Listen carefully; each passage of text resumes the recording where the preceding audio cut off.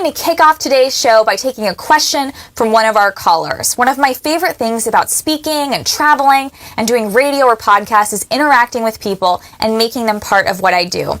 I respond to a lot of people who direct message me on social media because we're in this journey together, and a huge part of politics is not just ideas, but people.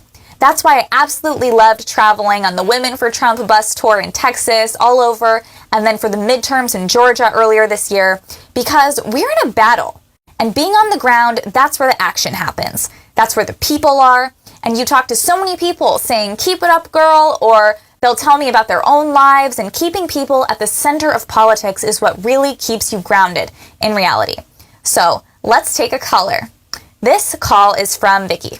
Hi, this is Vicky. Being that you are young, conservative, and a university graduate, what advice do you have for a young person of similar beliefs faced with the liberal progressive agenda that is found on our college and university campuses? How do you think parents can prepare their children for this experience? Thank you for calling in, Vicky. Wow, what a conundrum of our time. Vicky is asking what you should do if you are a student looking to go to college, or even a parent. How do you decide where your child should go to college considering the current state of political indoctrination and higher education? Well, I'm going to be very honest, Vicky. If we were living in another time, I might have said, sure, send your child to the best school they get into, or a school that suits their major or what they want to do, and so on. But in today's environment, I think a lot of parents who did that are having buyer's remorse, because so many parents have one child who goes to a woke school and graduates just fine, as strong as ever. But then they have another child who graduates from a woke school, a completely different person, completely indoctrinated. And so they have regrets and wish they had never sent the second child there. And I will say that indoctrination happens because, one, these schools are becoming worthless cesspools of leftism and Marxism and are imposing one-party views on the students. And two, some young people just aren't strong enough to take it. For some, it changes you. For me, it made me so much more aware of how evil the left is, and it had the opposite effect on me and radicalized me to be even more political and conservative. But for many young people raised in conservative homes who are sheltered and not exposed to the world, college can be a jolt. So my advice to you, based purely on ideology, is don't send them there.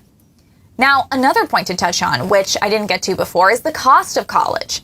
The value of college, as far as what kind of job you can get thereafter based on your degree, is changing. And this also leads us to the same conclusion, which is that far more people are succeeding by going to a trade school.